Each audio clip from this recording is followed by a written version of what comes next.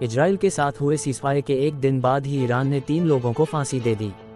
इन पर आरोप था कि ये इजराइल की इंटेलिजेंस एजेंसी मोसाद के लिए काम कर रहे थे और देश के अंदर हत्या की साजिश में शामिल थे। बीते 2 महीनों में ईरान में मोसाद से जुड़े लोगों की धरपकड़ तेज हो गई है। ईरान इन दिनों एक के बाद एक लोगों को जासूसी के आरोप में फांसी पर लटका रहा है।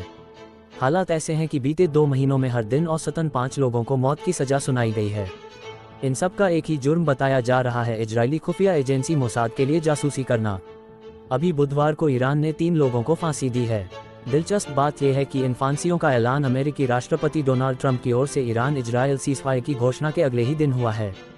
ट्रंप ने कहा था कि दोनों देश फिलहाल हमले रोकने पर राजी हो गए हैं, लेकिन ईरान के इस कदम से जाहिर है कि ज़मीनी हालात अब भी तनाव से भरे हुए हैं।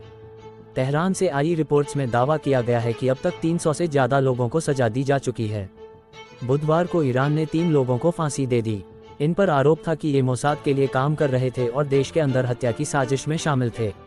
ईरान की सरकारी न्यूज एजेंसी मीजान के मुताबिक इन लोगों ने इजराइल के लिए संवेदनशील उपकरण तस्करी के जरिए देश में पहुंचाए थे, जिनका इस्तेमाल किसी की हत्या में किया जाता है। सोमवार को ईरान ने मोहम्मद अमीन शायस्तेह नाम के राजनीतिक कैदी को भी मौत की सजा दी। आरोप था कि उसने इस्लामिक मूल्यों का अपमान किया और दुश्मन से मिलीभगत की। रिपोर्ट्स के मुताबिक उसे 2023 के अंत में गिरफ्तार किया गया था और बाद में मोसाद से जुड़ा एक साइबर नेटवर्क चलाने का आरोप कबूल करवाया गया। हर दिन मौत की सजा, 300 से ज़्यादा जासूसों को फांसी। ईरान ह्यूमन राइट्स की रिपोर्ट कहती है कि बीते 2 महीनों में ईरान ने करीब 300 लोगों को फांसी दी है, जो विदेशी जासूसी में शामिल बताए जा रहे थे। इनमें माजिद मोसाएबी नाम का व्यक्ति भी शामिल है, जिसे इजरायल को संवेदनशील जानकारी देने के आरोप में 22 जून को फांसी दे दी गई। क्यों बढ़ा है ईरान का गुस्सा?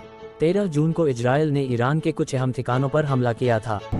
इसके जवाब में ईरान ने अमेरिका और इजरायल के खिलाफ मोर्चा खोल दिया।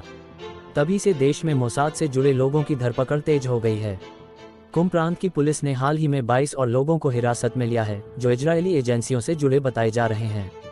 मानवाधिकार संगठनों का दावा है कि साल 2024 में अब तक ईरान में 900 से ज़्यादा लोगों को फांसी दी जा चुकी है, जिनमें बड़ी संख्या देशद्रोह और विदेशी एजेंसियों से संपर्क के आरोप में फांसी पाए लोगों की है।